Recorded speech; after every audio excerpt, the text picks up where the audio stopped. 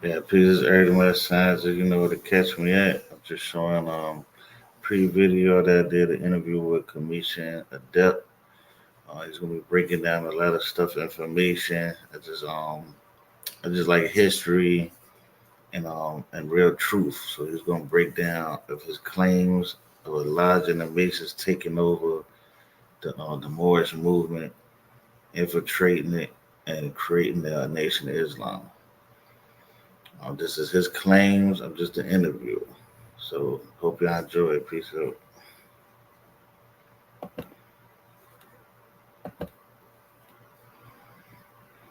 which is the Kemetian expression of the same name I said. But I think it would be best to just, call myself Swift Angel number 4 at this time, just to keep it simple. So Okay. peace And and tell him love. what you're here to explain. Oh yeah, well I'm here actually to explain a whole lot of things. We want to bring forth, a clear conception from the misconceptions that many have had in relation to dealing with who the Moors are. When it comes to Moorish American, the importance, of what it is to deal with nationality, and basically bring about some clarity in questions to be brought forth and answered that some people have ran from. They just don't have the knowledge to answer. So, that's one of the main measures we here to demonstrate, and also let our people have some true knowledge about who Prophet Noble Drew Ali is. Okay. Um. So let me get down to some of the questions. And like I said, but like before, I've been hearing a lot of people saying they could dispose Nobel Joe Lee. So this brother right here said what they saying is not true, and he said he got the evidence.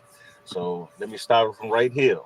What is his Nobel Drew Ali real name? Because I've heard people say that his name was Drew, his name was Timothy, his name was Tom, and all these other stuff. So can you explain to the people what his real name is? Yeah, most definitely. On the surface level, you know, we in the literature, because you don't never hear the prophet really refer to himself by that name. You Yeah, see what I'm saying? In none of his literature, either one of the names. But according to tradition, we use the term Timothy normally, right? yeah. But also, what people don't know is that Prophet Noble Drew Ali was adopted. You see what I'm saying? Okay. And so we seen the term Thomas applied in records as well. Like you'll see that in most different families. So Uh-huh. some of the information you find will be on the Thomas Drew and some on the Timothy Drew, based upon where he was at that particular time. For example, when he went with his aunt, she could have been the one that referred to him as Thomas. But the way Okay. that we got it, it was passed down to us always as Timothy Drew.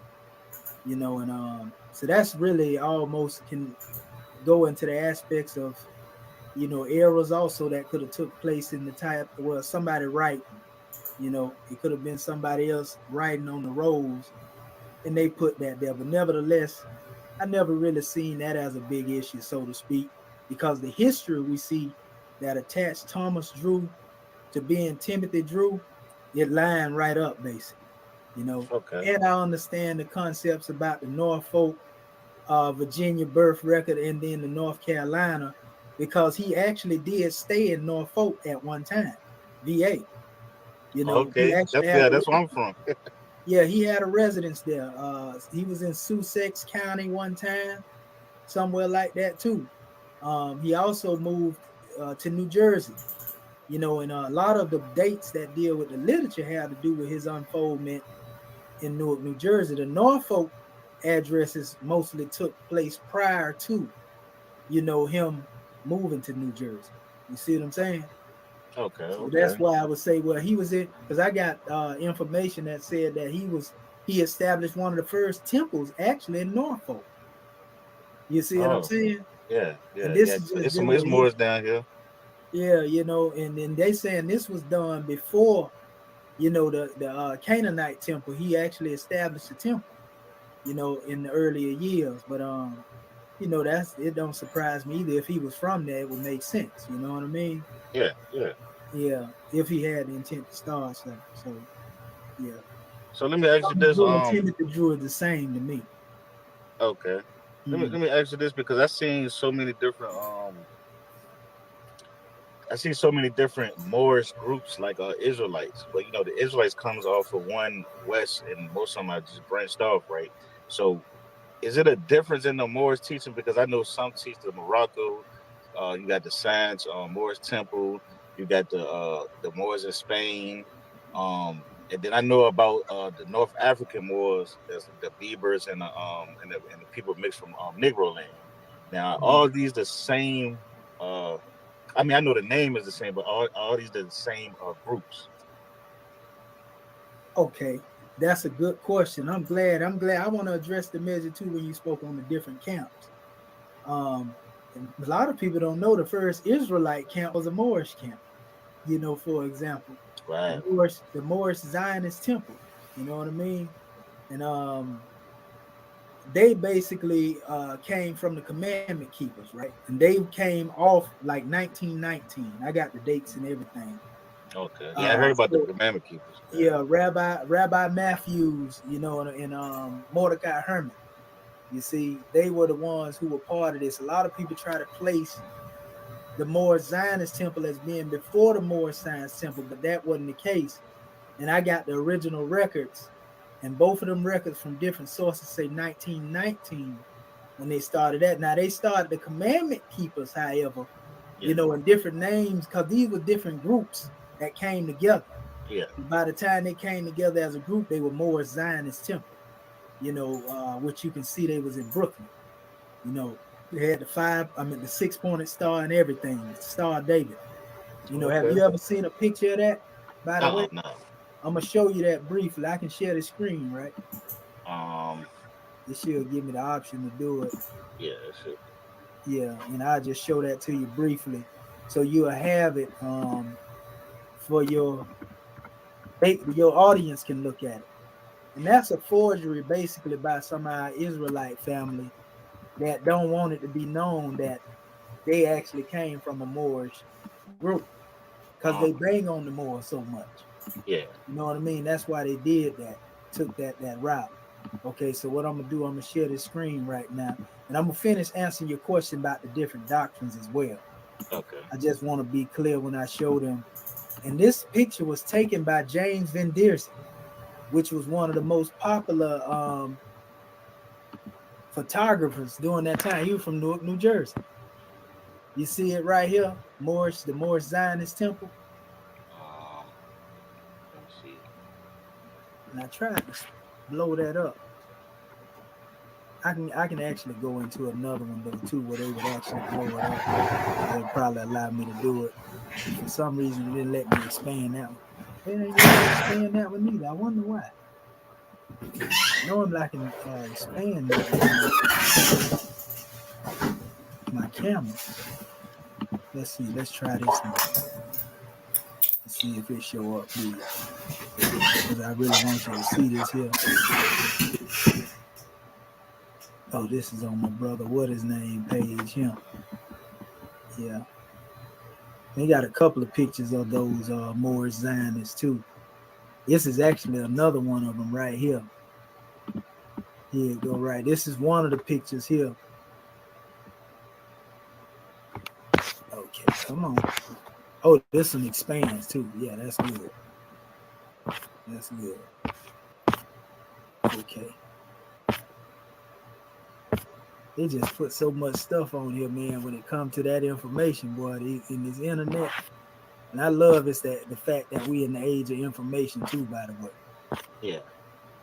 Yeah, that way everybody can get a grand drawing. Okay. See, that's your boy right there, for example. Ford. Honor Josiah Ford. Well, yeah, I think because I'm on the phone, I don't know if it will let you share it. You know, Oh, like I said, this is my news, so oh, I'm you just can't trying. see what I'm sharing right now? Nah. Wow. Okay. Well, yeah, it may be showing and you probably don't see it though. Oh, I see it right there. Okay, You see it? I know how to do it. That's what I'm talking. There you Yeah, go. there you go right there. There you go down. There So you go. you see that you see behind them where it say Moorish Zionist Temple. Yes. See, this was in Brooklyn. This is when they all came together. Josiah Ford, and him and Mordecai Herman. They was also. Ford is a Torah keeper, right? Yeah, yeah. He was one of the Okay. he was one of the commandment keepers. And that's what I was saying. I got a picture of him. Can you see that picture right there? Yes. With him sitting with his turban on? Oh, no, it's still the picture with the Okay. temple, the people Maybe sitting. when I zoned out and come back, it might pull that up then. Let's see. Or you know what I can do? Better yet, just share the whole screen. Instead of just sharing, I had a clip share. That's what it Okay. was. Yeah, I share the whole screen. You can see it as I go through it. Okay, here it is right here. Now you see it? Yeah. Yeah, and see, But it's black right now, but yeah, it's it'll up. probably pop in a second. Yeah. Okay, let's see here. Okay, There you go. you see it now? Yes. Okay, so yeah, this is Josiah Ford here. He was one of the early rabbis or whatever. And they give his history here.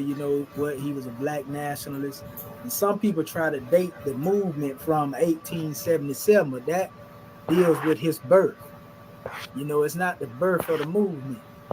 You know what I mean? So Yeah. that's why they try to make that seem like it was older than the Moorish Science Temple. But that wasn't the case. The Moorish Zionist demonstration that come on there, because he was also a Garveyite too, by the way. You know, so this is another picture when he was a Garveyite right here. He was the one that used to open up with the hymnals and all of that right there. Yeah. I heard they used to be with Marcus Garvey. And that's another picture of the Zionists, Moorish Zionists right there as well. So it was a whole bunch of them up there that was a part of that. You got to remember the Canaanite temple was established in 1913 in Newark, New Jersey. So when they say the Moorish Science Temple was founded, it's really talking about the spirit, of it. It's really the Canaanites temple that was actually found first. You feel me? Yeah. And so the Moorish Zionists was one of them groups in 1919, which was about 6 years after the Canaanite temple that broke off. Not only him, but there was another group known as the Ethiopian Temples of Islam, established by a brother by the name Sheikh Ahmadin, which is also known as the Fahimi Temple of Islam. So there were like a couple of schisms that came out of the Canaanite temple. And in the teachings of the Fahimi, you can still see the adept teachings that we teach right now today in those teachings. And he honors Prophet Noble Drew Ali as a prophet, even though he established his own movement. He honored Marcus Garvey and Prophet Noble Drew Ali in the book called the Fahimi Gospel. Yeah. So this was all in 1913, 1919. And he left around about 1922. During the time like 1916, that's when he was incarcerated. He was locked up. He didn't go to prison. He went to jail because the Europeans basically found him teaching people how to heal themselves, because he taught that he was able to heal people from cancers. Basically the same thing Dr. Sebi was doing. You see what Okay. I'm saying? He's Yeah. like, he had natural remedies. And so people was going to Prophet Noble Drew Ali, so they set him up and sent some European police in there to go buy from him some of the remedies. And that's how he ended up getting locked up in jail, like a sting operation. This Okay. one saying he practicing medicine, but he practicing without a license. So that's Uh, where he was, and then it was said that he was doing certain acts, and what they were saying, well, he was a magician and he was dealing with magic. But what people fail to realize is when you deal with adept science and the science that he was dealing with coming back from Egypt, he was taught these things. That's what they do. These yeah. different groups, when you hear groups like, for example, Alexander Crowley, them people know how to work certain things. You feel me? They Yeah. know this stuff for real. This ain't no fairy tale. Why you done seen people get roots put on them before, right? Yeah. Yeah. Yeah. So I've seen. that's real, right? Yeah. And so the only difference with Prophet Noble Drew Ali, he was more one not dealing with no David Copperfield demonstration, but he did perform certain acts that adepts perform. He's not the only one that does that. There was one who came behind him, which is another proof of him being who he is. A brother by the name of they call him Hamid Bey, which a lot of people try to say the prophet got his teaching from Hamid Bey, but they wrong. Because if we go into the record, which I'm gonna show you that in a second, Hamid Bey came to America in 1928-29. Noble Drew Ali had already built the Moorish Science Temple in 1922. And he had already went through the adept chambers in Egypt before Hamid Bey came over here. But Hamid Bey went through the same kind of initiation. And the reason is meant to bring this up because Hamid Bey went up against Houdini. You know, Houdini even died as a result of the test, so to speak, of trying to go back and forth with Hamid Bey because he stayed in that particular thing that he was locked in longer than he was supposed to. You see what I'm saying? Yeah. But Hamid was a real Egyptian adept as well. He went through similar tests of Prophet Noble Drew Ali. He was a Coptic, you know, straight out of Egypt.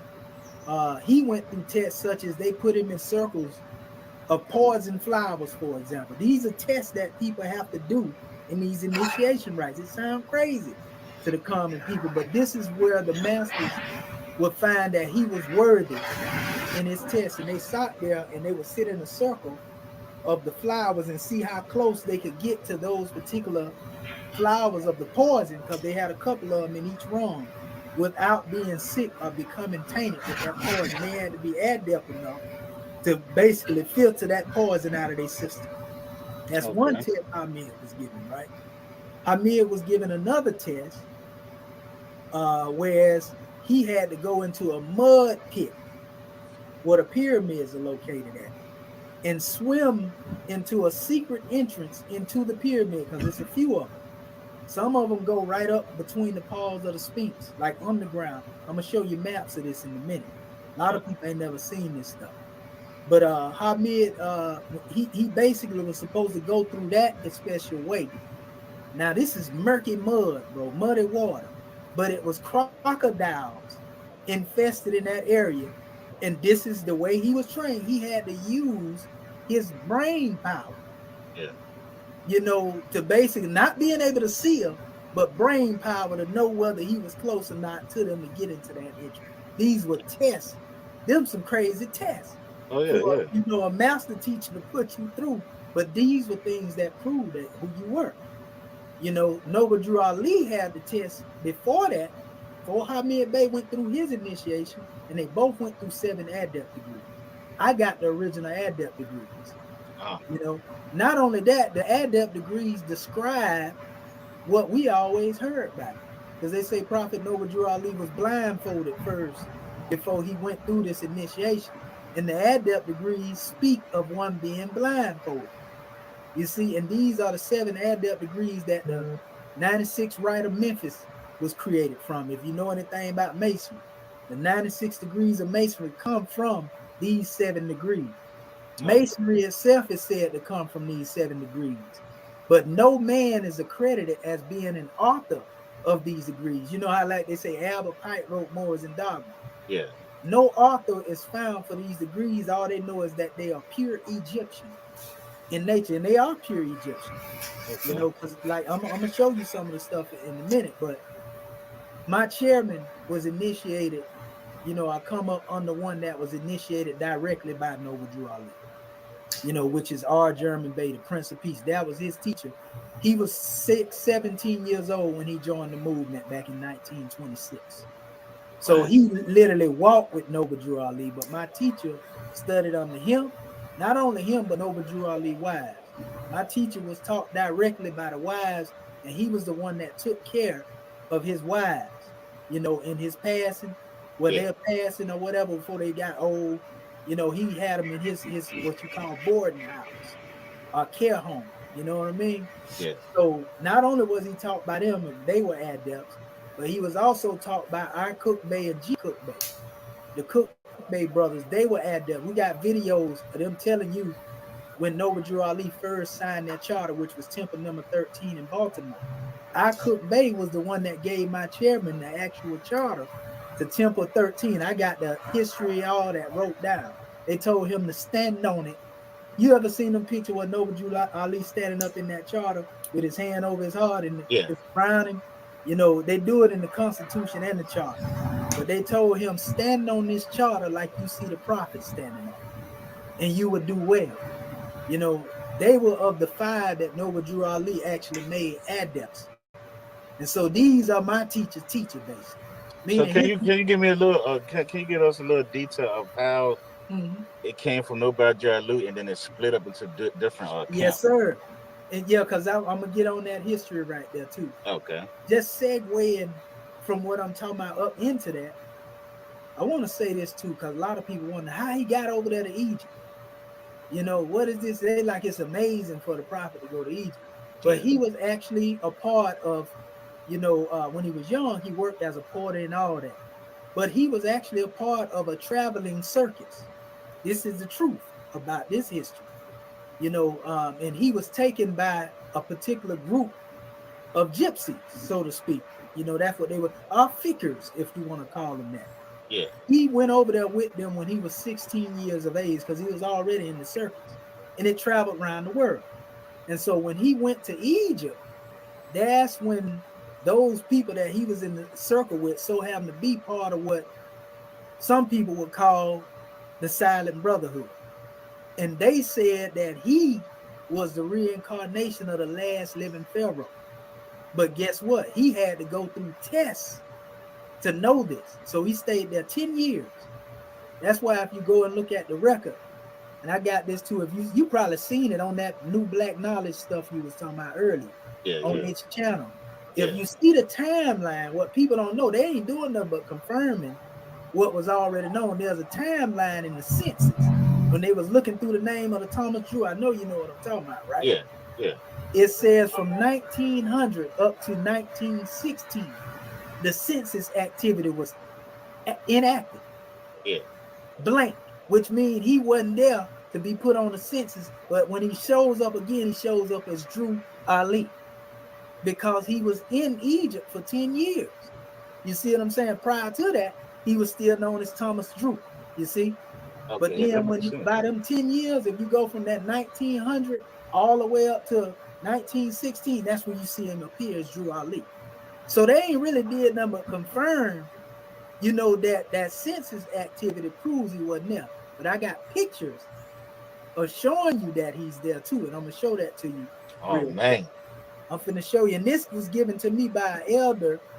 She gave it to me through her grandson and told me to told him to give it to me, basically. And I'm gonna show you Prophet Noble Drew Ali in Egypt as a young man, right here. And the thing is, I have more than just a picture. I'm gonna show you the picture of his adversary, one who opposed him, who was his enemy, that actually heard him teaching, and he went to Egypt to get a fatwa. A fatwa is a ruling to have you hurt, assassinated, all that stuff. You know what I mean? Yeah, The I ain't even teaching, know that. you know how it go. Yeah. You don't heard of a fatwa before. I mean, I heard of So, the situation of how it go, but yeah, I ain't heard the word. But yeah, I understand what you're saying. yeah, that's what they call it. It's a fatwa. I got the whole fatwa of the brother too. I just took the excerpt from it. And this is just to show you during that time period. And I'm not saying the prophet is anywhere up in here. He could have been in the midst of these brothers, but I'm saying that at this time they were taking young brothers in here. Look at all these Asiatics. These ain't Arabized people. You see all up in here? Yeah. This was just my own finding, where they were teaching them over there at the time, because that's where the prophet was said to be, in Cairo, Egypt. This is the picture the older sister sent me. She had the head circled and everything. Right here. You know what I mean? And we definitely know this ain't in America right here, but Yeah, she most sent definitely. this, she sent this to me. The original document actually has Arabic writing on it too. Oh, okay. Yes, I cropped that part out to try to blow the image up. Yeah. So now this is proofs here. When a prophet gives you a message in most religious systems, my brother, most people believe in what the prophet said without even doing the research, right? Yeah. They tell you Muhammad went into Mount Hira, the Muslims hold on to that. They tell you that Moses went up there into, Mount That, Sinai. yeah. Everybody hold on to that, right? Yep. So the thing is why is it so hard for our people to believe that our holy prophet went to Egypt the way he say he did? Why we can believe what everybody else say and take that, but what he say, he got to be lying. you True. know, and I'm gonna True. get into some measures, but this is what he said. He said, I was given a high name over there, but you cannot use it over here. Be good, Moors, and I will hand it down to you, right? Now, if he said this to the Moors, he was given a high name over there. He would have had to be over there to get the high name, right? Yes. He said that he was commissioned by Prince, Ibn Saud, who started Saudi Arabia. You know, this is where his name comes from. El Hajj Sharif Abdul Ali. El Hajj is the name that was given to Malcolm X when he made his journey. Any Muslim that go to the east, they become El Hajj automatically. You see what I'm saying? Yes. So El Hajj simply means one who went on a journey and took the pilgrimage. El Hajj has a mystic meaning as well as a literal meaning. The mystic meaning is when one withdraws from the world, the ways of the world, and they go on a pilgrimage into the higher self. And the Yeah. literal aspect is literally going over there, which he did both, by going through the initiation process. This is the card that you've seen probably on them brothers' website. He said, I'm a Muslim, and then he was calling Professor Drew, the Egyptian adept, right? Yes. He said he was taught by the Egyptians or the adepts of Egypt. Notice it says Egyptian adept student, right? Now, Yes. these ones will try to say that he was taught by Dr. Suleiman, Hamid Suleiman, not Hamid Bey I was talking about earlier, but Hamid Suleiman. Hamid Suleiman, I'm the one that put the information that's mostly out here on Facebook out here about Hamid Suleiman. I got information I ain't even put out here because they took what I did put out here and tried to use it, negatively against Prophet Noble Drew Ali. But all the information I had for him, and I'm gonna go to him in a minute because he came back over here with Prophet Noble Drew Ali. That's why he was a co-founder. He wasn't the founder of the Canaanite temple. He was the co-founder. Hamid Suleiman came over here, bro, trying to teach Shrinism. He was trying to teach Masonry, and that's where him and Noble Drew Ali fell out at. Because Prophet Noble Drew Ali wasn't trying to teach Masonry. He was trying to teach Islam. He also had another brother that was a Mason, Reverend Dixon, the barbershop that he was in on Warren Street, 181 in Warren Street. That was Dixon Barbershop he was teaching at. He was also a Mason. And they didn't agree with the Islamic teachings that Prophet Noble Drew Ali taught. And after that, along with him being locked up, for false so-called practicing, he wasn't convicted for it. They let him go, so he wasn't found guilty. So that's something that shouldn't be held against him anyway. You know what I mean? Yeah. And they didn't do nothing different than they did with Seven. Only different, Seven didn't make it up out of there when they caught Seven and locked him up. You know what I mean? He died in their custody. You see what I'm saying? Yeah. And as far as him being called a magician, and so forth and so on. These were things, like I said, that were adept that he demonstrated in the public, like escaping from certain ropes and, a whole bunch of things that adepts are able to do, that really are able to do these things. And so it ain't no different than when you seen Moses contending with Pharaoh in Egypt. People have power to demonstrate certain things. Prophets do. And the measure is that they tried to call Noble Drew Ali a magician, just like they tried to call Muhammad himself a magician and other prophets that came before. They called Jesus, somewhat like a soothsayer. You see what I'm saying? Yeah. So that to me is that's a sign of prophethood to me. Because that's a problem I have with a lot of people.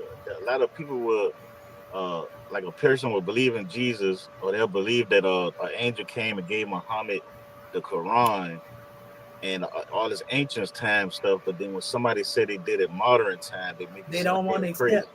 You see Yeah. what I'm saying? Yeah. And we know, like I said, just by roots, we know roots is real, bro. They Yeah. can try to deny it all they want. You don't know. I bet you know somebody that done got work put on them. Oh yeah. And they ain't Yeah. the same. I don't have them I don't have them put stuff on me too. You know what I So mean? you know Witches what and all I'm that. talking about.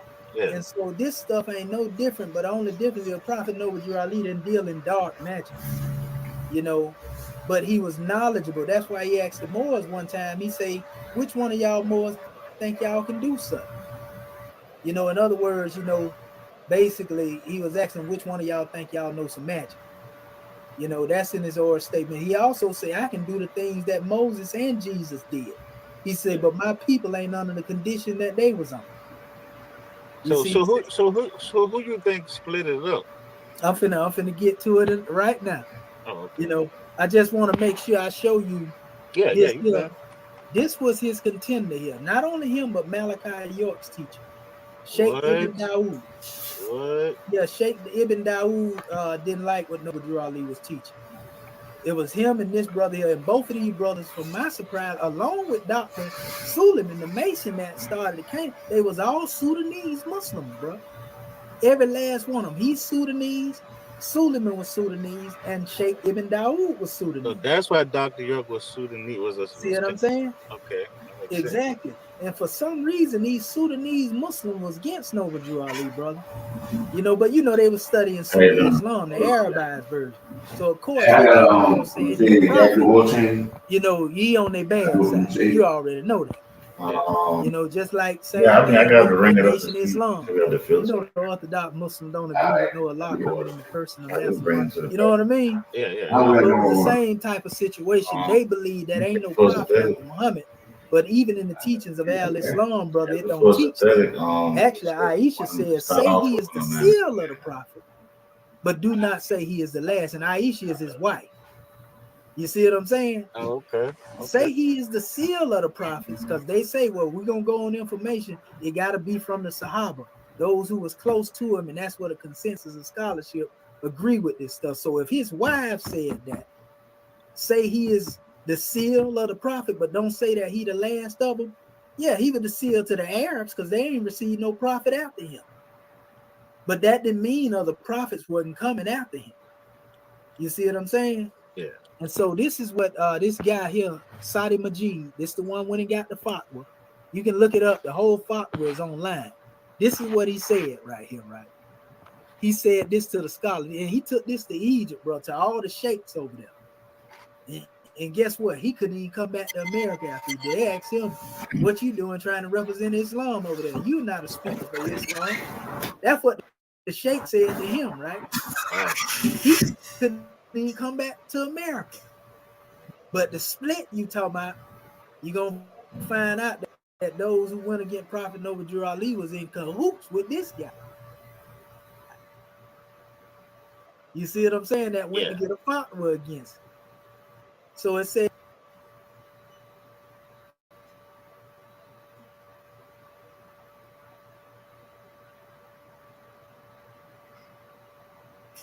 in the name of God, compassionate, the merciful. This how you would talking to it. He said to their excellences, the ulama of the pure Islamic faith in Egypt. Man, bro, he had like about 40, 50 sheikhs in this document, bro. That he was dead serious. And this was after him sitting in a meeting listening to Noble Drew Ali teaching. He say, what say you, or may your virtue endure about a man from no Bill Drew and then Ali? He said, meaning of his name being the prophet who is linked to the house of prophets, Ali, which was the cousin of Prophet Muhammad. And he was said to be the keeper of esoteric knowledge. For those who don't know, the first Moorish empire are descendants of Ali. So you'll see where this come in as well. Alleging that he is a prophet, promised at the end of time, who was announced by Jesus, upon whom be peace, and who composed a book called it the Drew Holy Quran. He said, meaning Holy Quran is Holy Quran, which was revealed at Mecca to our Lord Muhammad, upon whom be blessings and peace. However, there is not to be found in this book any surah of the Noble Quran. This is what Sadi Majid is reporting to these brothers in the East, right? Yes. Like his Quran, he say he got the Quran, but it ain't got now surah from the Holy Quran, right? Yeah. He said, thirdly, that Islam, he said, Prophet Noble Drew Ali claimed that the Islam that was before him is not the true Islam. And he claimed that he had garnered his knowledge in the city of Fez. So this is him saying that he heard Noble Drew Ali say from behind the podium that he got his knowledge from the holy city of Fez. So this is his enemy confirming that Noble Drew Ali never said this. So for the Moors that say Prophet Noble Drew Ali never went to Mecca, they lying, because even his own enemy said, and I just showed you the statement that he said earlier, I was given a high name over there. And I showed you the picture that the older sister sent. You feel me? Yeah. So it says, he's saying that this is what he heard Prophet Noble Drew Ali said. He garnered his knowledge in the city of Fez, and that he had met with the leaders of the Islamic religion there and in Egypt. This is enemy now. You see what I'm saying? Yeah. It says the Hijaz in Iraq, and that all the scholars testified that he is the prophet promised at the end of time. He's saying Prophet Noble Drew Ali basically said this. You know, that again, he got his knowledge from the city of Fez, which is in Morocco. He met with the leaders of the Islamic religion there and in Egypt and the Hijaz and Iraq, and that all these scholars testified that he is the prophet at the end of time, and he began to preach this to the world. He said the secret of his prophecy was Jesus, peace be upon him. Because Noble Drew Ali teach that he, Yahushua, will come again. We teach reincarnation. You feel me? Yeah. So he say, I'm Yahushua, will come again. That's why you hear him make statements like, Rome, you had me 2,000 years ago, but I got you today. You know what I mean? In other words, the spirit of Jesus is the spirit that came back through him. This is all he demonstrated. It ain't no spooky type stuff like, you know, he done took on the body. That's why he say he came 5 times more powerful. You know, in other words, the same spirit that was put in the prophets from the beginning of time is the same spirit of prophecy that he bringing forth in this time, just as a different rate of vibration. That's what he mean by that. So it says his adoption of Islam was in the former times, and that they had hidden this from the world. The object of worship in Islam has no eye which it sees, and no intelligence which it reasons. He said that Prophet Noble Drew Ali basically was bashing Arab Islam. So we know that Noble Drew Ali definitely was for his people. He wasn't by Arabizing them like people try to make it seem. There's this man up here saying that he said that the Islam was before him wasn't the true Islam. So when people try to put that charge and say he was Arabizing our people, no, that ain't what Noble Drew Ali enemy said. His enemy said Noble Drew Ali said that the Islam came before him wasn't true Islam. You feel me? Yeah. So he said nor any ill which was with it hears, or nor does it have power.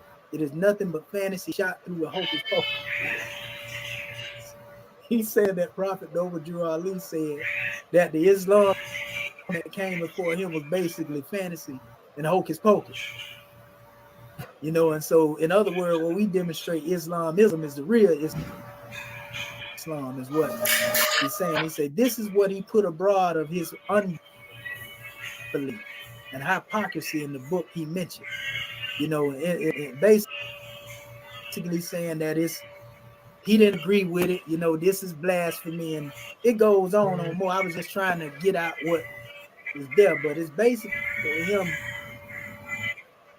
running down his charges against the prophet. So Okay. these are my proofs. Noble Drew Ali himself said that he was given a high name over there, right? That's good enough for me hearing it from him. People don't have to accept that that's on them, but we can put every other prophet that came before him in the same boat and say they lying too. Yeah, Like I true. said earlier. Yeah. Also, this picture that sister sent me, that's good enough for me, along with his enemy saying that he said he went over there. You know, I mean, it don't get no better than that right there, because your enemy ain't gonna never tell nothing good about you. Exactly. You know what I mean? And so not only that, but his name itself actually bear witness to the journey. His high name. which that high name he was referring to, it ain't Noble Drew Ali. It's Noble Drew Ali, but not in that form. In other words, for example, his high name that we given is El Hajj Sharif Abdul Ali. El Hajj, remember, mean the pilgrimage. He went over there to the holy city Mecca. Yeah. Now think of this journey going all the way over there, right? When he went there, he said he met Ibn Saud. And I'm finna show you a picture of Ibn Saud real quick.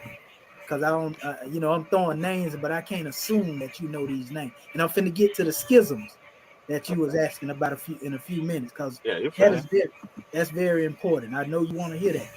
Yeah, I You mean know, it's fine. I like the detail. I like explaining all the way through. I ain't rushing on nothing.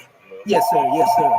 Okay, so I'm gonna share my whole screen because it probably would have worked when I went there. All I really had to do Because was videos like this, I look at it like you don't have to keep explaining. Somebody asks you something, hey, look, check this video out. You know yes, what I'm sir. saying? And that's me. That's what I said. Yeah, I'm gonna start. I'm gonna start sending videos out instead of going back and forth.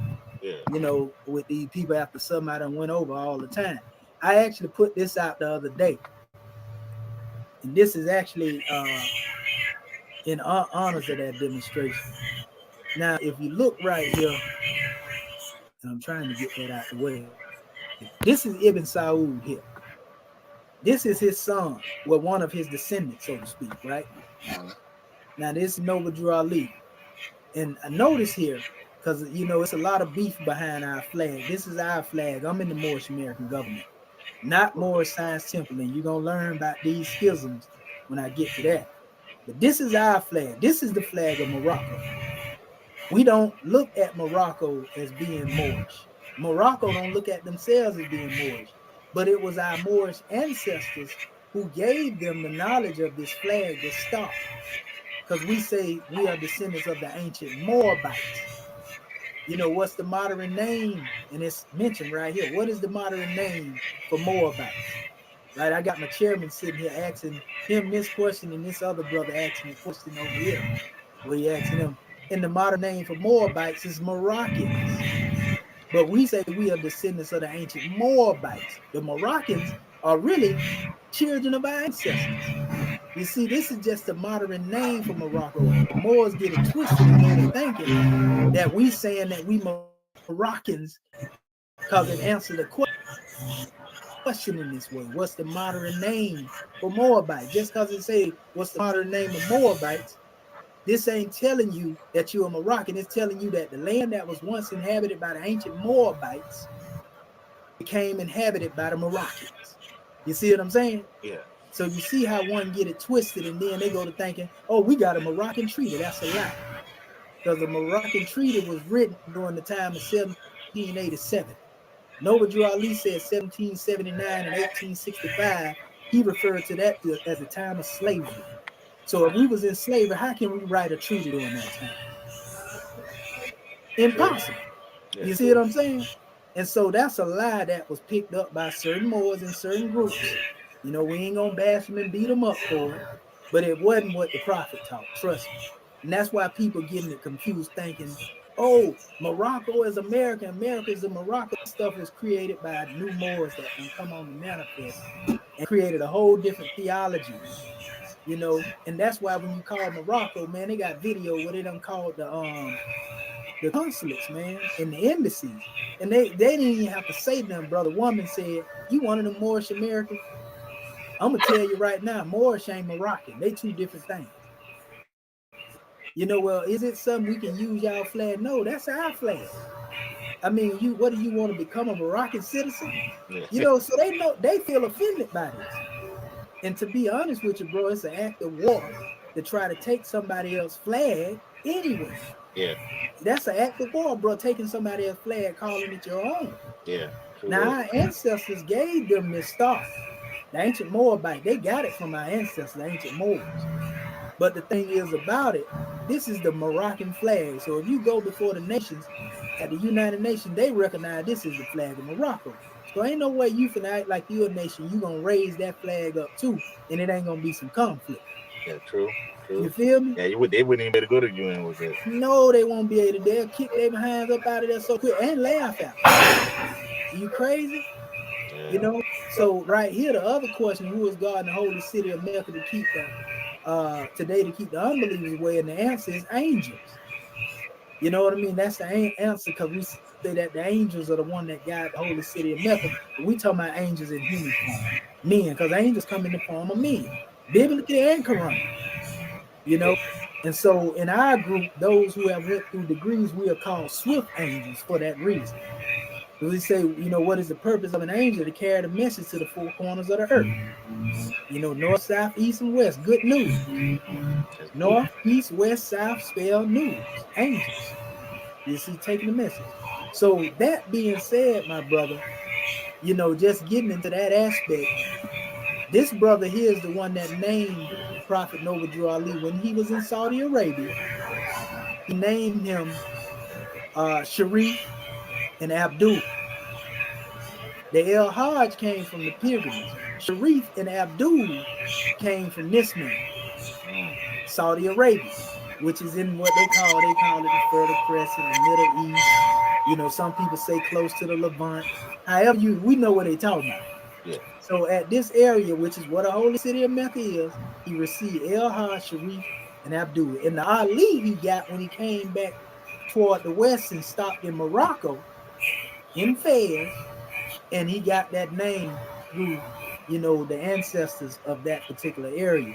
Because those who are of the tribe, they are known as the name Sharif also carries over there. The name Sharif and Ali, these are noble names and high names, brother. You Mm. know, the name Sharif itself means noble. So now let's look at the name Noble Drew Ali in the light of El Hajj Sharif Abdul Ali. El Hajj represent the pilgrimage that every Muslim get. If I were to go over there now, El Hajj would be attached to my name. You know, I would get the Hajj degree. But the Sharif, let's look at the name Noble. Sharif is noble. So how can you dispute with the portion of his name being Sharif when it means noble?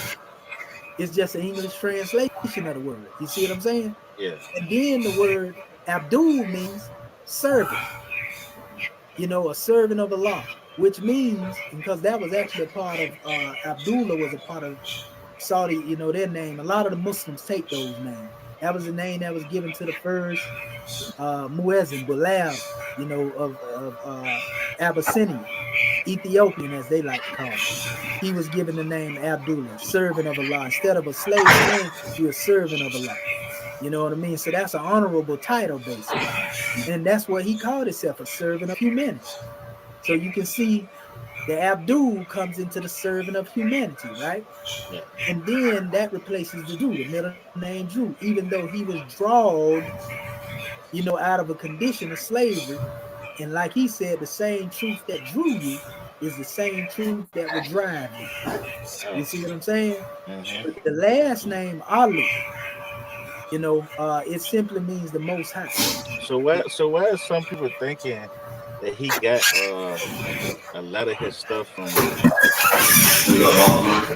I'm gonna show you exactly why. Because in the book, what people don't know, and let me show y'all a chart. Because actually, I can go straight to it at this particular point, and you should be. You see my screen changing? yeah. Okay. Yeah, I'm gonna show you why. But see, in the book, the Circle Seven, brother, it consists of the 18 missing years of the life of our brother Yehoshua, whom some people call Isa in Arabic, Jesus, you know, in the English, you know, Yeshua, we call him Yehoshua. But this is why. In that book, it teaches of the 18 missing years where our brother Jesus basically go through, you know, these different places. He went to Greece, he went into India, he went into Africa. He was actually in Egypt. He was took to Egypt. And so when you look at what we call Islamism, my brother, you know, our teachings consist of the highest elevation of all these teachings. You're going to see the teachings of Buddhism in there, Confucianism, Jesus. That's why I accepted Noble Drew Ali teachings, because I had a universal mindset. And in that small pamphlet, bro, it don't get no more universal than all of these schools of thought being brought into a oneness. That's why he said, he didn't say he brought the Circle Seven to the people and it was revealed to him divinely. He said he divinely prepared it but it was given to him in India, Palestine, Egypt by the Muslims of the East. He never lied and say that he came to revelation, it fell out the sky. Levi Dowling came forth and said that. But guess what? I debunked Tehudi, when we had a discussion. I showed I'm the only more to ever prove that Prophet Noble Drew Ali didn't plagiarize, the Circle 7, because I pulled up old documents from the 1600s, bro, dealing with the unknown life of Christ. And some of it read parallel with some of the stuff that's in the Moorish Holy Quran, but even more, Levi Dowling that wrote the Aquarian Gospels, who say he got his from the Akashic records. Y'all want to believe what these Europeans say, talking about he got them from the Akashic records out the ethers, but you don't want to believe Noble Drew Ali. He telling you he got it from the Indians, and the Muslims of the East who kept him back and held these teachings back. Levi actually confirmed this, bro. And that we got that for Levi as well. Well, Levi state, he said that although he didn't get him from there, he said there were manuscripts in Sanskrit that this teaching already existed in. So that basically proved what Noble Drew Ali said. You just went and got the same document through whatever source you went and got it from, but Prophet Noble Drew Ali was right about where he said he got his document from. But you saying it come from the same area that he said it come from. And I'm gonna show you this right here because about Levi, we gotta make that point. I gotta show you that because a lot of people like to accuse Noble Drew Ali of plagiarism. And I know you know what I'm talking about. They talked about it in that video. Yeah. I seen all that. Look at what Levi said right here, bro. This is so the world can see it. So like you said, when they come back and they get a chance to listen to this demonstration, and Levi was a part of the Indologist movement. For those who don't know what Indology is, when the Europeans went over there to India, and they began to basically get certain teachings, and bring them back over here and Europeanize them, basically. Like if they learned of a Buddhist monk, like H.P. Blavatsky, Henry Steele Alcott, Annie Besant, all the ones that was writing on India, they was going amongst the people of India. I got a picture with them and the brother I was telling you about, Abdul Hamid Bey. Yeah. I got a picture with them, Hamid Bey and Krishnamurti, who they called the World Christ, who gave up that mission, didn't want to be called that, and he went on about his way. And trying to get this, make sure you can see this. I don't want to blow it up too. But basically, this is what Levi was saying it down here. It say Levi, it says leading from the names. Come on, there we go. That's what I'm looking for right there. And it's kind of blurry too. I hate when they do this to documents. But anyway, man, why it disappear like that? Goodness gracious. But Levi right here, I'm gonna just probably have to blow it up on that particular side because it keep losing the document. Oh, wait a minute, I know what I can do. I can open the image up in as a separate link. Just open it up. And we finna get to this schism thing you were talking about. Now here's a European talking about he got this stuff from the Akashic record. Y'all want to believe him. Prophet Noble Drew Ali said he got them from the Muslims of India, in Egypt and Palestine, but you don't want to believe him. And that's why I say some of our people just have bias in them, bro, and they like to do selective research. Just like you got people talking about more mean dead. That's all selective research. Here it is right here. In this particular document, golly, why is it so blurry? In this document, bro, he basically say here that there was Sanskrit manuscripts. The word Sanskrit manuscripts, in the old word, he admits. I'm gonna take it down a little bit. Knowing these things, we're gonna get that right document in here. I hate when that thing that happens. That pixelation is something else, man. Yeah. I can't stand when they do that when you're trying to demonstrate. Cause it got that same thing in here. And I actually got the other document, but it'll take me too long to go in my document trying to find it.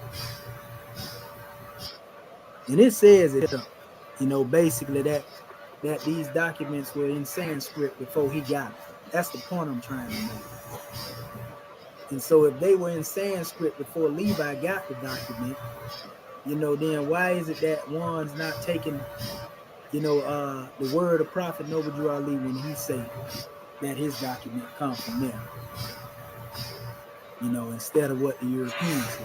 So nevertheless, dealing with all this particular information, my brother, that being said, by the time Noble Drew Ali came on the manifest with this document that he had already been teaching. Levi published his demonstration, they say, in like 1913. But Noble Drew Ali been teaching this teaching since 1913. You see what I'm saying? Yeah. Actually, he didn't publish it, his wife published. Levi was dead by that time. You see what I'm saying? Yeah. But she was the one published the writing. And she said, basically, she was the one that talking about the Akashic records and all that there. So they wanted to mystify it, brother. So that's one of the things that's a hoax. But that particular chart I was showing you right here is showing you we don't only draw from, the Old Testament or the Judaic belief or the teachings of the New Testament, the gospel. We don't only draw from that, but we draw from the Islamic foundation. We draw from Confucianism. We draw from Buddhism and Hinduism. And that's why they keep saying he got the teaching from. No, the brother was drawing off of many different sources. You see what I'm saying?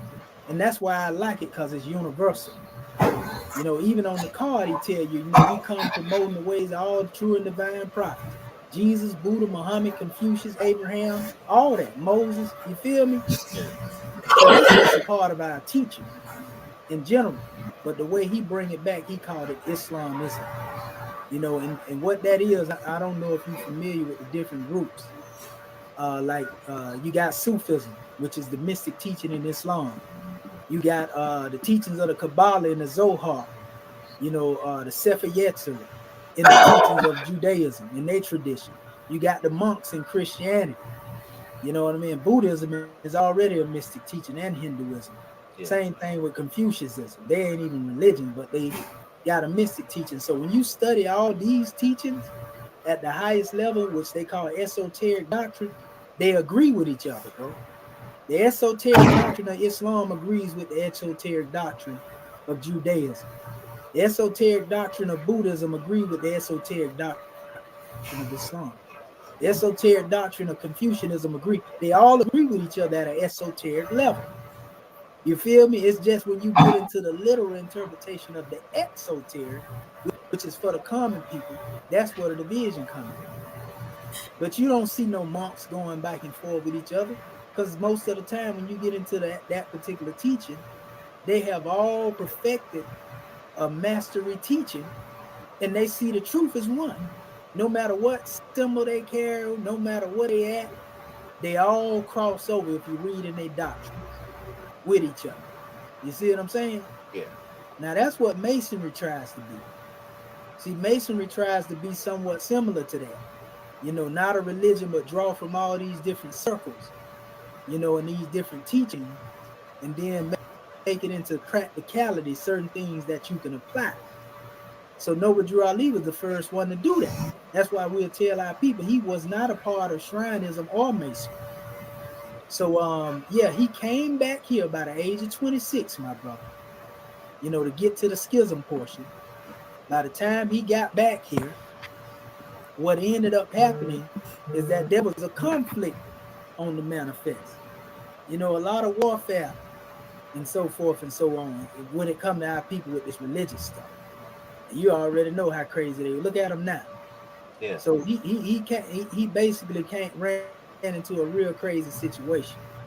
So what ended up happening was uh he brought this teaching back, and some accepted it, some rejected it. When he went to the Midwest in Chicago, he established the temple just like it was a schism in Newark, New Jersey. We call that the New Ark because that's where he started building the ark. He said, when I was Noah, he referred to a certain measure like that. I was Muhammad, You know, I did this when I was, so he looked at himself as incarnation of all these spirits, you know, all of these teachers, master teachers that came before him. That's why he said he came So 5 like times. yeah, so like they would say, he's calling the ancestors. He's getting the There you ancestors. go. There you go. Same teacher. You know, the ancestors coming back through him. That's what he said. We are the return of the ancient ones. Yes. You are today what your forefathers were yesterday. Yeah. Yeah. And Without doubt. then they proved that. Exactly. You know what I mean? And so by the time he came over here, there's a lot of stuff that went on, brother, even with the Nation of Islam, for example. And I just tried to alter this right here as best as I could and bringing it from this blur. This is a picture we have as being Elijah Muhammad in the Moorish Science Temple. NOI like to Woo. deny it, but bro, when I get that real clear picture, we can see it right now. Yeah. You know what I mean? I mean, come on, bro. You know, we already know that. But he said that he attended meetings. But our NOI family don't like that. And that's for But you Rod know what? Group. I was about to ask you about that because I seen one time Farrakhan was sitting down and he was taking phone calls and a Morris Yeah, boy called him I and know was the telling him video. about the connection between the Nation of Islam and the Moors. Yeah. And I know the video you talking about. And Farrakhan was saying, well, you know, we can sit down together and come together what we agree upon and augment the teachings to where we ain't in 2,000 years ago and we can bring it up to date. It where we can get somewhere. But people don't know Farrakhan was a student of Elijah. Mm-hmm. But Farrakhan wasn't around when Overdrew Ali was around and when Elijah Muhammad was attending MST of a meeting. So he wouldn't have that knowledge. Yeah. And there's a reason why he don't have that knowledge. You got to look at it, brother. Elijah Muhammad, according to our records, and this is one because I'm getting into the schisms now. These some of the first schisms that took place. You know, the Allah Temple of Islam is what they used to be called. This is them down here. That's the Allah Temple of Islam. This is what was the Nation of Islam. This is when they used to wear the fez. And it's the reason why they took the fez off. See all these things here. And they was calling Farad Prophet Farad in these particular documents. He wasn't Oh. called Allah in the person. You know, that's what Elijah and his brother got into it about Kalat. You know, Kalat Muhammad, he's standing here. You think it's Elijah in this picture. You can't really see it. But standing, that's Kalat, Elijah's brother that was leading them. And so there was a split between them, Yeah. you know, because he was saying Elijah was teaching that Farad was Allah and that Farad didn't teach that. You see what I'm saying? So he had his own brothers after him. You know, this is why one of the reasons why he told them to take the fez off of the heads of his particular group because he didn't want them to be confused with them because the Allah Temple of Islam was always being accused of being Moors because they had the feds on, and not only that, the FBI was investigating the Moors and Temple Number 4 in Detroit transformed into the Allah Temple of Islam before their eyes and confused the heck out of them. So they were like, wait a minute, are these the two of the same group? I got all the newspaper articles, bro, where they were saying that Elijah and them, you know, basically was studying from the original Moorish Science Temple teachings and everything. But this is one of our old membership roll. This is Nova Drew Ali's signature. This is dated July the 3rd, 1928. In this membership attendance roll, it mentions Robert Poole Bay, adept, $25. That means that's how much he paid in his dues. C Poole Bay, Sister C Poole Bay. That's Claire Muhammad, his wife, I wish Claire I had a Poole Bay. bomb. I wish I had a bomb in the town right now. Yeah, you see what I'm saying? Then you got $25. She wasn't no adept. Then you got John Poole Bay, you know, which was one of his brother, adept. Then you got James Poole Bay, adept. Then you got David Ford A, which a lot of people were saying was an alias of Master Farad Muhammad. Now the old Moors say this. You see, they said David Ford A was given the, and this sister here, this is how I know it to even be more true. Because Sister Sally Ali, who was actually the wife of Ugan Ali, who was Farad Muhammad's first secretary. Yeah. You feel me? She even here. And I ain't never really even pointed this part out. But these people was in Detroit in temple number 4, and that became the first temple of the Nation of Islam. Furthermore, I got information where I was communicating with a brother where he said his teacher was told him that when they cleaned up the Honorable Elijah Muhammad home, Ward D. Muhammad, his son, they found the charter to temple number 4. Because Lomax Bey, who caused the first schism right during the same time, he was the one that broke away and went against Prophet Noble Drew Ali. He took funds and went to Turkey. Then he left Turkey and went to Egypt, and guess who he hung out in Egypt with? Who did I tell you was the prophet's enemy in the beginning? Sadi Majid. The teacher, Dr. York, right? Not the teacher, the other brother that was Sudanese that I showed you in the picture. Okay, yeah, the Sudanese that was doing the talking. Yeah, Lomax Bey went over there and became a pyramid guy. And I got letters where Elijah Muhammad was writing Sadi Majid, bro, and Lomax. Yeah. So if he was writing these brothers and they went in a schism against, now he stole the money now. Lomax Bey stole his money, blamed Prophet Noble Drew Ali, charged him with embezzlement, and then fled the country with the money. And then Claude Green L, who was also in the coup, you know, because what it was, Prophet Noble Drew Ali came to sit Lomax Bey down. I didn't tell you that part. Because he got a call from the people, the government, you know, those who were in authority, you know, of the affidavit that had the original people name on it. When he first started the MSTFA, Lomax Bey name was on that original affidavit. So they called him and let him know that when they do their little physical report, this brother done opened up another corporation. And Prophet Noble Drew Ali went to sit him down, and then he said he wasn't listening. He gonna be the prophet. He the grand sheik. And then he lied and charged Noble Drew Ali with, like I said, the embezzlement, and fled to Turkey with the money. And he took some people with him. Had them people over there starving and carrying on. They working for free because the Turks over there talking about, you know, you got to work your way. Man, that was crazy.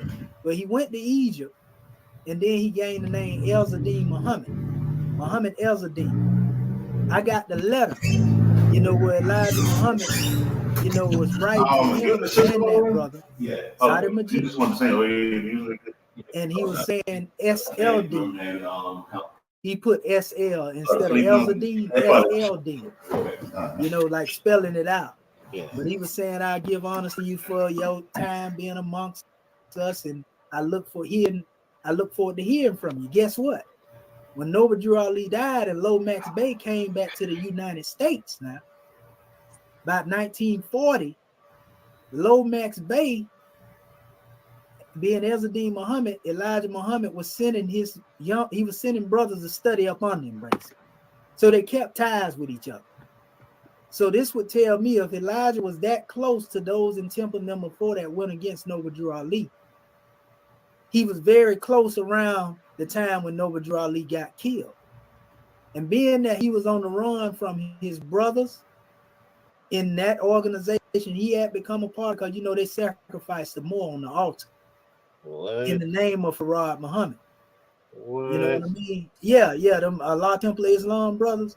And so that's why Elijah didn't want to associate with that name no more. So he changed from Allah Temple to Muhammad's Temple, which makes sense, right? Yeah. You ain't gonna be able to build with nobody and people talking about y'all done killed somebody. Yeah. And so not only did he do that, but he told them to take the fez off their head in 1935, because he didn't want them to be confused with that group that his brother was still running. You see what I'm saying? Yeah. So his brother kept doing Allah Temple, and he did Muhammad's Temple. Then he called himself the Lost Found Nation. So they went through them different names, and then it became the Nation of Islam on the. But you know what? It makes sense. It makes so much sense, right? Because I seen a video they were saying exposing Elijah Muhammad. They were trying to say how he was a Mason. But he tell you that. Yeah, he was a Mason and stuff. So I see now that he jumped from that and then camouflaged himself under the Moorish temple and then created his own. That's exactly what they did, brother. I got the lesson from 1934 over here, bro. Where him and Farad told him that Marcus Garvey gone, Drew Ali gone, now we got them all to ourselves. But they tell Sad. you that. They tell you that in the book though, that all their followers come from. That's why their membership so big. The UNIA, all that leadership that come through them and the temple when Dover Drew Ali died and the schism came, that's Yeah. how they was able to build so good. Because they come up under Farad. And Farad was able to do this because he was already teaching the Moors anyway. Because Noble Drew Ali, according to our records, had already appointed Farad to be their teacher. You feel me? Yeah, I heard about that. I heard about that too. That Farad was the teacher after nobody Jerry left. Yeah. And so what happened is when he passed form, they said Farad called himself a reincarnation of Prophet Noble Drew Ali. This is what the elders teach. Now, them elders in that Moorish Science Temple, one thing I can say, brother, them brothers know how to keep some records. You hear me? Yeah. They the same record they got, the FBI confiscated some of them, bro, and they word for word the same. You see what I'm saying? Yeah. Because the FBI, during the time of the murders and all that took place, when Noble Drew Ali was killed, Green Ellis was killed. They tried to blame the prophet for doing that. He got questioned. It's mysterious circumstance. You got Moors trying to cover up Noble Drew Ali death, brother. They beat Prophet Noble Drew Ali to death. He was set on blocks of ice and tortured, and all that. Because the Wow. dude, I didn't even know that. nah, bro, but I got to tell you the truth. You know what I mean?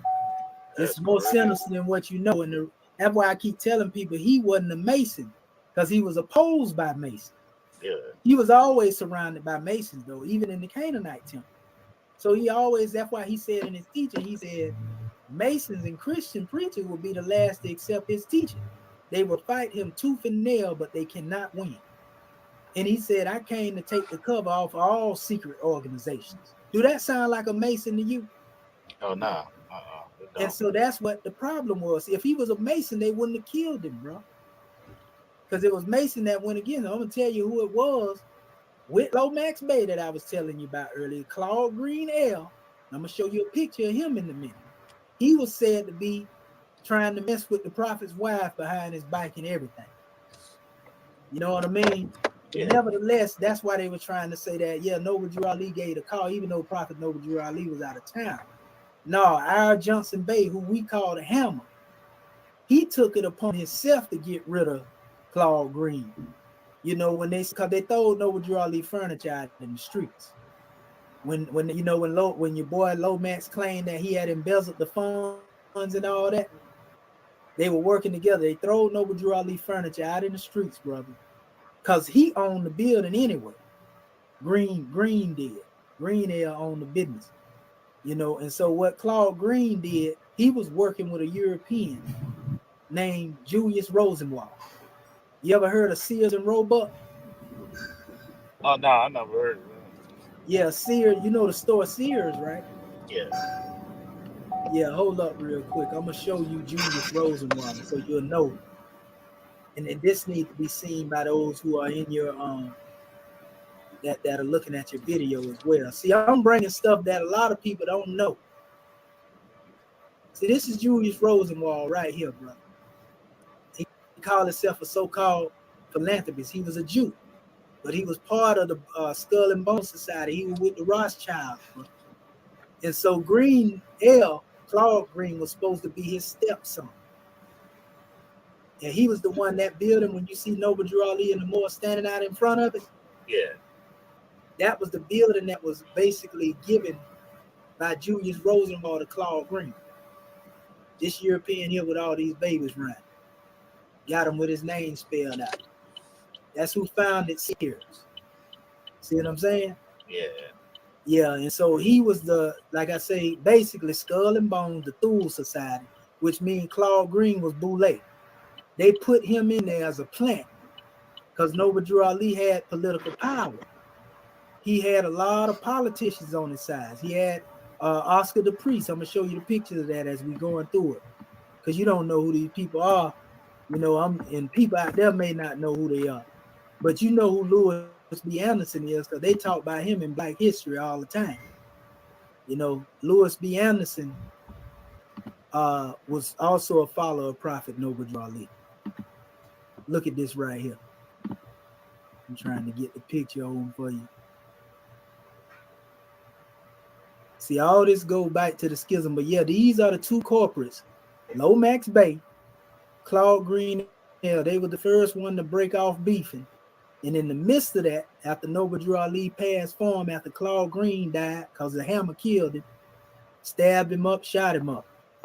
Noble Drew Ali did not tell that man to do that. He did it because of his love for Noble Drew Ali.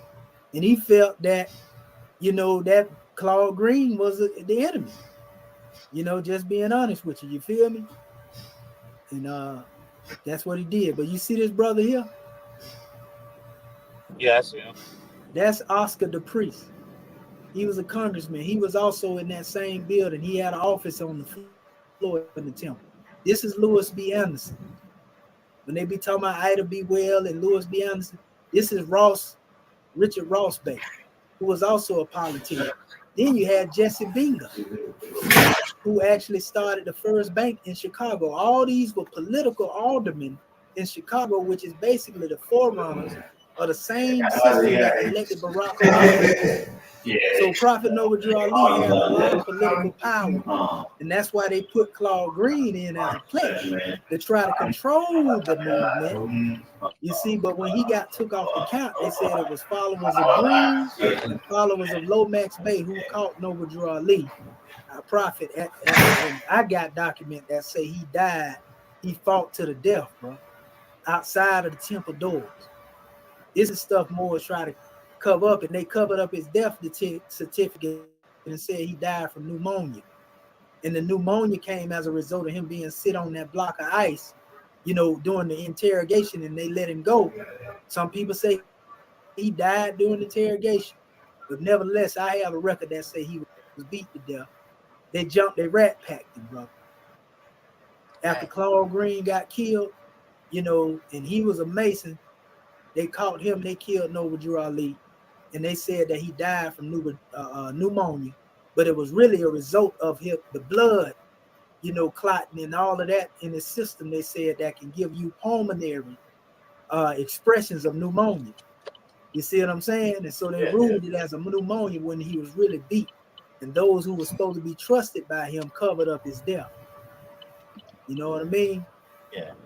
Oh, yeah, so I understand. Yeah, because them blood clots ain't no joke. I got them myself. So I know about it. Yeah, and so this history, you getting a wealth of information, brother. Because nobody never, and a lot of more don't like to talk about this, because a lot of the temple at this time have been infiltrated and has been infiltrated for years now by Masons. You see, that's why they talking about they teaching adept teaching, but they're not, because they ain't part of the prophet's original temple. When he died, they let it dissolve. And I'm gonna show you who did it. Now you talking about all the stuff I was talking about just a few minutes ago happened in 1929, right? Yes. But now the like your Allah Temple of Islam that came in 1929 as well. Farad declared himself a leader. Then you had John Gibbons Ale, who also declared himself a leader, and he established what they called a reincarnated Moorish Science Temple. See how I have this picture here too, by the way. I showed Elijah. This was real blurry. You still could see it. And then that's Farad. This is Noble Drew Ali. It's almost like it was planned. Prophet Noble Drew Ali standing here, Farad's successor. Then Elijah come after Farad. You feel me? Yeah, that's crazy. And they don't want to admit it, and I'm gonna tell you why. Because a lot of them don't know. And the reason why they don't know this history, because if that man was in correspondence with those who had something to do with killing Prophet Noble Drew Ali, you think he finna tell you that he was a part and partial of dealing with them ones? Oh no, that's definitely not. He gonna keep his mouth closed. Yeah. So that's why he wouldn't go into telling you that he been in the temples and all that stuff. But that means, well, you had to be around during the time when he got killed. That wouldn't be good if you're trying to convert Moors under your new teaching, would it? Yeah, that makes sense, because I always wonder where the dude Farad came from. But then I started hearing about, he was already here and he was a student of Noble Drew Ali. I was like, what? I think Seti was the first one to really speak on it. Well, yeah, he met Prophet Noble Drew Ali, bro, way back in 1913 in Newark, New Jersey. They knew each other from back then. Because Farad had been coming over here before he met Elijah since 1910, bro. 20 years. So, and that's why I just exposed who Farad really is. You know, and ones can't deny it neither, bro. They didn't think this was gonna come. This is who Farad really is, bro. Look up here on that fireplace of Elijah Muhammad, right? You see his wife, Claire Muhammad, right? Yeah. You see Elijah Muhammad, right? Yeah. You see this individual here. You know good and well if he up there with Elijah Muhammad or Farad. And not only that, he got many pictures of Farad Muhammad, some that the public had never seen. He said he had lots of pictures in an interview. You feel me? Yeah. But this is Farad here, and that is Farad too. And I found this. I wasn't even looking for it, bro. It's crazy. A lot of this stuff I don't even be looking for. I was doing some research, and I found a lot of the old information under the aliases. Fuad, Muhammad Ali, Wali Ford. You know, the one like Malachi York teacher had gave him. Yeah. Because he knew Farad too. So he was going to get Prophet Noble Drew Ali and Farad. That's why Malachi got his history on all the aliases or whatever. So I went and researched some aliases and began to find a lot of this information based on the aliases. Now, look at this in 1923. See the date down at the bottom? Yeah, I see it. May, right, 2nd, 1923. Under the name Dr. Mehmed Fuad Mehmed Bey. Look at the flag. This is before he was alive. Allowed service manager. He tell you, he was in and out of America for 20 years before he met it. Like it say this in the Nation Islam teaching. So when I found this name Fuad Mehmed Bey, the word Bey also means master. Lord. So if you put Fuad Mehmed Bey, this is just another variation. Because he was known as Wali Fuad Muhammad Ali, Fuad Muhammad Ali, Farad Muhammad. All these names. And I'm going to show you where that name go back to. Here's another picture I found under the Hey, that's so crazy because the picture I seen before, he didn't have the mustache. Yeah, I put this on here a long time before. Yeah, what happened is I did this comparing it to another picture of the Fawads in Egypt. And so when I found this picture here under this alias, I said, man, let me go pull up that old picture that I made and see the comparison. And when I put that joker right there beside him, I was like, yeah, he looked like it now. Bro, that's the exact same person. Look at his ear. Look at the cleft under his mouth and his chin. Yep. Look at the same temple fade under that fez that he rocked. He loved the temple fade. See it? Yeah, I see That's it. that man. Look at his nose. That's that man, bro. Wow. Now, he was with the Young Turks in this area. And it's very important that you know that because guess what the definition of the flag of the Young Turks is? And it's right here on his head. I put that on there, just to be shown. That's him again. But look, it says, it's basically to say freedom, justice, equality in Allah. They say their flag is freedom, justice, equality, Islam. So the flag that the Young Turks flew, and this is prior to him meeting Elijah now. So the NOI wouldn't have this history. You feel me? They wouldn't know this. This is where he was in America because he got the flag right here flying next to the crescent. The same way the NOI do. You feel me? But that's that man, bro. That's that guy. That's him. That's him. And none of them try to dispute me when I showed them this. Oh, they don't try to dispute me. See it here? That's the name he was going by. Look. See what it said? He came to the United States, Dr. Fuad Bey. They took the Mehmed out there. Look at it. Huh? I can't make this stuff up, bro. Yeah. That's the same picture, but I showed it. It's one in color. You know what I mean? Yeah. This is just a random individual. This ain't him. I was showing that fez that they wore out was similar to the one in the Allah temple, the one Elijah had on. You see what I'm saying? Yeah. That was a Turkish fez. So all this information is dealing with the schism that shows you where a lot of the membership ended up going. You know, some went there, some went on the John Gibbons L, the reincarnated prophet. You know, and some went on the Kirkman Bay, who I'm going to show you in a minute, which is who the majority of the Moors on. The Kirkman Bay was a shriner. You know, 1934, you know, is when he came right around the time when the NOI was being created, actually. Kirkman Bay hadn't been in the movement but since 1927. Noble Drew Ali died in 1929. So go figure. How in the world you gonna take over the temple and you ain't even been there 2 years? And you overthrow the original Supreme Grand Sheik that Noble Drew Ali appointed. And then lied, whether truth or a lie, yeah, he was an alcoholic. You know, that's what they put out there against the Grand Sheik appointed by Noble Drew Ali. He really is. To assassinate his character. And guess how, to my surprise, Kirkman Bay ended up dying. He died in a bar fight, drunk. Ain't that karma? Yeah. Now look at him. Prophet Noble Drew Ali told the Moors not to mark their feds. This is when he took over and hijacked the temple. Look at what that fed say, Allah, bro. That's a Shriner symbol right there.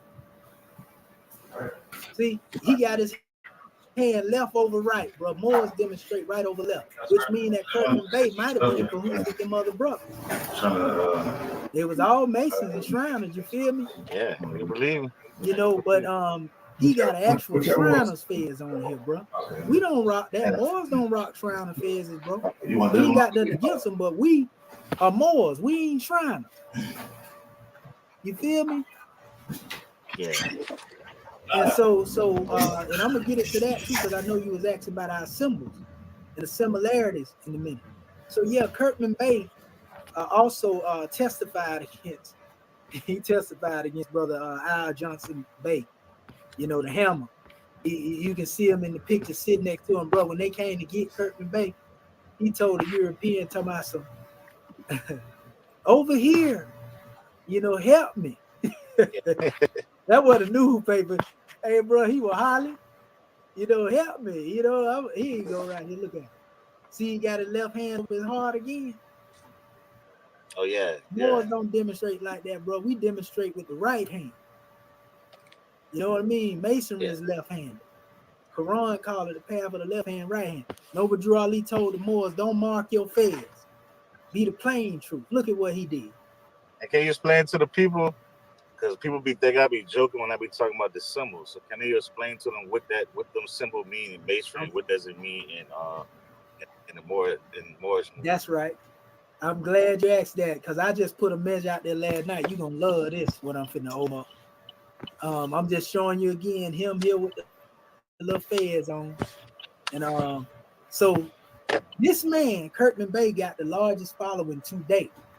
Even though he dead, they call themselves Moorish Science Temple the Inc. Now they more like a church, bro. If I show you them online, you're gonna see them singing gospel songs with Noble Drew Ali's name on. You know what I mean? I ain't lying to you, bro. I'm like, what in the world is going on? Not to down them or be against them, but I'm just showing you their lineage. So they in court right now. This is after he done killed Green L, because he did his time and got out behind that. But look at Kirkman Bay over here, man, on the side with the prosecutor. Left over right again. See what I'm saying? So he testified against Al Johnson Bay. This is the court session. A rat. Guess who he appointed after he died? He appointed a real police officer that so happened to be a Mason as well. Wow. And guess what this dude did? He the one that got my teacher locked up. See what I'm saying? Yeah. And my teacher got locked up because they say, well, he brought them up on charges, basically. Because they was dealing with some thuggery and drug selling and drug dealing. And my teacher went out there and basically, because he was the grand governor, my chairman. This is my chairman right here. You see me showing pictures of him. You know what I mean? Yeah. Dr. Elihu Pleasant Bay, Acting Pert, M. Heru Tooth, the Coming Bay. This is the one that was taught by the wiser prophet Noble Drew Ali. You know, send me some information we get off here on him too, so I can. On the chairman? I would like to learn who he is. Yeah, I definitely do that. You know what I mean? And then his teacher was here. I just posted the Prince of Peace. My chairman's teacher was right here, Dr. R. German Bay, the one that was taught directly by Noble Drew Ali. You feel me? That's who taught my chairman. See, it said the faithful Lord member. It say for 58 years, 1926, 1984, Moorish Divine and National Movement, Moorish Science Temple of America. Rufus German Bay, born June the 9th, 1909, passed form on September 24th, 1984, at the age of 75. It said at an early age, he and his family moved from the east shore of Baltimore, Maryland, with his father Edward and mother Maggie, and the two sisters Mary and Allison attended and graduated from Baltimore Public School. Hold up. It says in 1926, young Rufus German Bay, a member of the Masonic Freemasonic Order, he was a Mason at the time, was attracted to Moorish American missionaries visiting Baltimore, Maryland. He was attracted to the symbols, the crescent moon and star, and the circle 7. He immediately embraced the teachings of the Honorable Prophet Noble Drew Ali and became a faithful and loyal member of the Moorish Science Temple of America at the age of 17, like I said earlier. He consciously proclaimed his nationality as Moorish American, accepted Islam, the ancient divine creed of his forefathers, and denounced the slave labels of Negro, black, and color, labels that were placed upon the descendants of ancient Moabites, Moroccans, whom were enslaved in America during 1774-1865. Dr. German Bay was successful in helping to establish, organize the first Moorish Science Temple of America in Baltimore, Maryland, located in South Sharp Street. During this time, Prophet Noble Drew Ali was visiting temples and located throughout the United States. And during one of Noble Drew Ali's visits to Baltimore, he revealed to German Bay that the angel had appeared to him and told him his work was not finished. He said in 1928, Noble Drew Ali performed an initiation of 5 brothers, giving each a test to pass. Dr. German Bay never revealed the nature of the test. Dr. German Bay and others passed their tests. He's talking about the Cook Bay brothers I was talking about earlier. Yeah. And he was anointed by Prophet Noble Drew Ali from his head to his feet and received the title Prince of Peace. So that's why he was ever known as the Prince of Peace to all the Moors, Dr. R. German Bay. The Prophet conferred that degree upon him, that name. Just like my name, Kemetian Adept, the chairman conferred that title upon me. I didn't claim that myself. You feel me? Okay. You know, so my lineage can be traced back through the chairman to the Prince of Peace and back to the Prophet. You feel me? Yeah. But then it talk about how, you know, he would set up community gatherings. He came up with teaching polarity therapy. R. German Bay was a bad man, brother. That brother there, they say he would be teaching at the podium and come from the back of the room in the next second, bro. Man. That's how much of an adept he was. I got a thing in here too, where it was a young brother. He wasn't a Moor. He wrote an autobiography, and he said he met a man by the name of R. German Bay. And he said the man in Baltimore was teaching him things like mental telepathy. He said R. German Bay taught him how to move some with his mind. Now, this is somebody that ain't even a Moor, bro. But this go back to what I was telling you. When ones know what they know how to do this stuff. They ain't just talking. And here's somebody that ain't even in the Moorish Science Temple now. I'm gonna show you that little book too, so you can get it. It's online. I actually got it offline. Oh, yeah, I'm gonna say before you do that. Go ahead. I'm gonna be to work at 7. So Okay. if you show that, I'm gonna let you close out. So then, yeah, we might have to come back and do it. Let me. Yeah, we can do it. Definitely do a part. We definitely gonna do a part 2. What I'm gonna do too, because I know you wanted to see this. Instead of going to that, I'm gonna show you this here briefly. Okay. You know, the symbol, where this come from. This is not Shrineism. A lot of people don't know even the symbols of Shrineism is not the European demonstration. You know, that what they think is a crescent, them Benga claws, that come from Victoria, Queen Victoria. Her secret was she sent out the big game hunters to search and capture our people. They was the hunted, so to speak.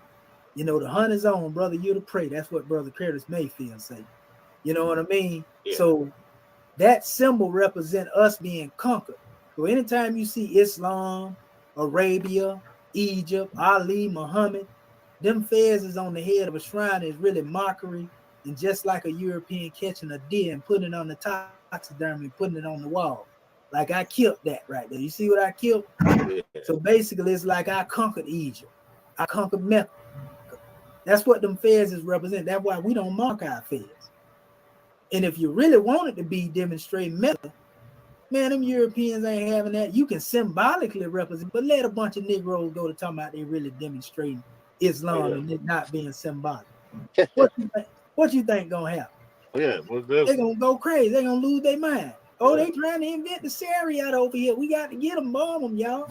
You know what I mean? So this symbol didn't come from there. This symbol, and that's why I was showing this one come through the realm of Dharmaism, which is the teachings of Buddhism, Hinduism, all those mystic teachings in one. You see the serpent biting the tail, that's Hinduism. All that's Hindu. See the scimitar beneath the star here. This book here is a book on esoteric mysticism. Same symbol there. It's known as the Order of the Orient. You know, same symbol here coming from the teachings of Ali, which is dealing with the Kabbalah and the Zohar and all that. They got the same symbol. But guess what? When you go back to Egypt, they was already demonstrating it, bro, in the book of the gates. See, they got the scimitars and the stars in their hand. Yeah. You see up here, they got the kafesh, which is what? That kafesh is what is called in Egypt. That's a leg of an ox, which is also called a what? Scimitar. So the scimitar and star go all the way back to Kemet, bro. See the God man sitting in front of it right there? Yeah. Huh? Yeah. Yeah. And then that's same thing here. That's a scimitar and star. So that's the origin from whence Noble Drew Ali get this symbol. That's why he the Egyptian adept. You know, and this is our moderate. Well, he basically was the first one to push the Kemetic thought so far. That's right. That's right, bro. He's the first one to bring, you know, the concept of dealing with Egyptian anything. So when you hear them trying to give all that credit, you know, these are Islamic symbols, bro. We've been doing it before Shrineism. And I broke that down on the Shrineism here. You can go on my page and read it when you get time. But we're going to do a part 2 to this, brother. Oh, yeah. There's so much I can bring. But yeah, we just say gratitude for you sitting there and getting this drawing. But bro, I got a whole lot, even on Moors, telling you who they originally was. And I got a lot to give you, brother. You know, hey, well, I mean, I'm off Tuesdays and Saturdays, or we could do it in the morning anytime. Just let me know. You know, I'm down with any time because I'm down pushing information. See, I just don't like all the drama that comes with the information because you know that when you bring drama with information, most of the people that come from drama ain't learning nothing. They ain't just coming for the drama. So you can have 100 people watching you, but what does it mean if all we gotta do is just watch you because of the entertainment? Exactly. They ain't getting nothing out of it. Yeah, I'd rather have 10 people, 5 people. I don't care if it was 100 people that look at me out of thousands, because I know them people that really come to really. I'm surprised. You killing me. That's all you're doing.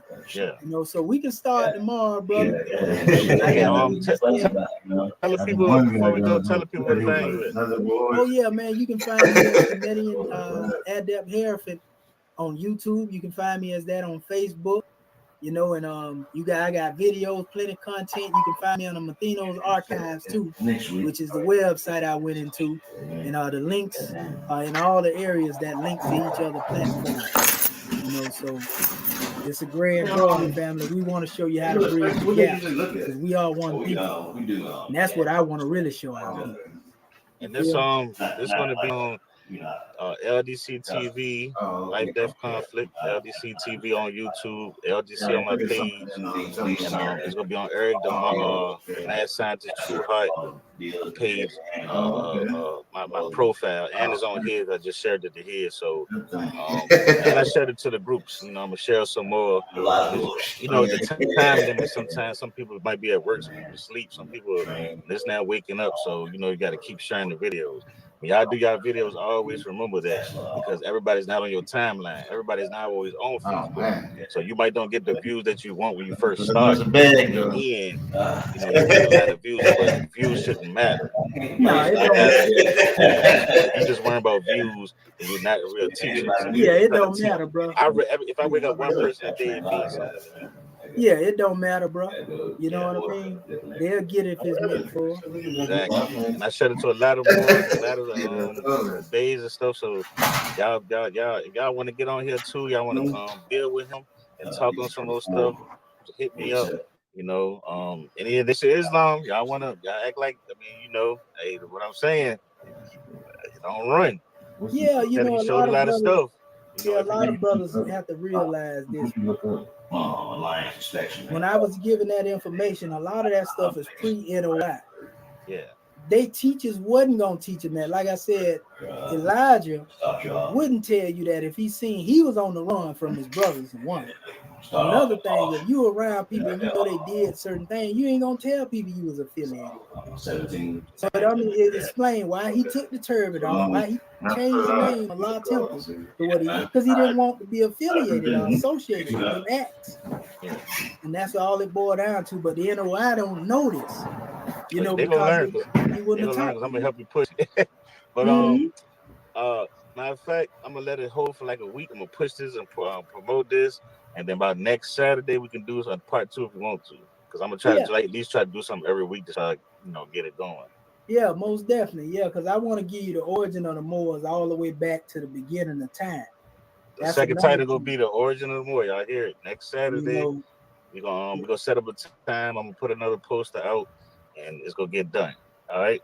Yes, sir. Yes, sir. And I'm always give you honest content, bro. A real Muslim can tell the truth, even if it's against itself. For sure. You know what I mean? Yeah. Ego ain't I appreciate it too, because like I said, it was, I knew I was attacking. It sounded like I was attacking them, but it's like I'm a person. I be so skeptical on people, man, because it's like, just like this conscious movement and all this stuff that's going on. I was an Israelite at first. I'm an Aboriginal now, because it's like, where I study, I'm from Virginia, so I study a lot more and understand a lot of us was here. The slave trade was an exaggeration. It was not like people said it was. So it's like, but the conscious community, and I came into this, man, I had love for my people because I'm from the struggle. I'm from the hood. I see it. I see the kids dying. I see molestation. I'm talking to girls that are getting raped. I talk about the trafficking. So it's like, once I come in here, I'm thinking they thinking the same thing. They have the same love for the people, man. But all I see is power egos and drama and people trying to expose each other, man. And this is not how we go. See, man, you on the same wavelength, bro. Yeah. Like I keep telling them, you killing the people because they looking at you like, man, these dudes worse than us. Exactly. They're like, man, what I'm going up in there for? And that's why can't nobody learn. That's why no movements ain't growing. And also, some people ain't strong as me and you. Yeah. Some people, man, you can take their God away from them, bro, and they go way back into what they was doing. Exactly. They blood on your hand, though. Exactly. Because at least they were trying to do something right, but you get out here and you just dismantle them like we have a teaching where we say don't never take away somebody's God. Unless you can replace it. You ain't willing to replace it with a nut. Exactly. You know said that in the street. You said in the street. You can't take a dude out the street that's making all this money if you can't show him how to make money. If you can't, you see what I'm saying? Yeah. Same principle, and so yeah, we got to put good content out here that our people can grow from. It ain't about me persuading somebody to accept the Moorish paradigm, somebody trying to get me to be Orthodox Muslim or nation. It's about us exchanging on this information and being mature enough. Because if you rooted in what you say, you ain't gonna get offended by what somebody else brings. Exactly. Only time you get to jump around, because you ain't rooted. Exactly. You ain't showing what you demonstrating, and now somebody done come and you think they're trying to shine a light. Yeah. Like I can tell one all the time, bro, I'm trying to unite us. I'm just trying to bridge the gap. And I be giving them support. And just cause I got a different name than you already sitting on ready to oppose. You feel me? Yep. And we look for more of uncommon things than common things. So your platform is gonna grow, bro, because it's about commonality. Thank you. You feel me? But that's what I try to do. I try to make it real, make it truthful, and I ain't hating on nobody. Like when sometimes I start a lot of stuff, man, because I want to see where a person at. Like I started with you to see what you was gonna say, to see if you was gonna run, to see if you was gonna. Because I get on Masons and they'll run, they'll go run and don't answer it. A lot of them don't know that stuff. Yeah, so when you start coming, we start showing me stuff. I'm like, whoa, because I ain't never, I ain't never had nobody come back at me and have me like, wait a minute, I might be wrong. You feel what I'm saying? So yeah, well, what I do, that's one thing I learned from being with 5%ers. And I know you got to hit it, but Yeah, I learned show and prove, bro. Yeah. So I got so many archives over here, bro, and I'm talking about proofs to show what I'm saying. Just like I just showed you right there on the walls in the papyri, what I was just showing. You can't deny that. Oh yeah, yeah. You know, how can one say that the Shriners came before that? That'll be Most asinine definitely. after seeing all of that. You feel me? Yeah, most definitely. You know, straight to Kemet. That's why I say it's a difference between the Egyptian Shriner and the Egyptian adept. Oh And yeah. with Lil Drew Ali having all the teaching that he already had, what he need with masonry? It don't make no sense when you already an adept. Yeah. Come on, True that. man. True that. You know, it don't down masonry. Don't get me wrong, nothing against him. But the Phylaxis Society did the research and they said that he didn't. You know, they couldn't find his name on the rolls nowhere. Oh yeah. You know, so you know they're good researchers. Okay. So, yeah, But I'm gonna peace to head them. out. Like I said, Saturday we'll get a part 2 going. The origin of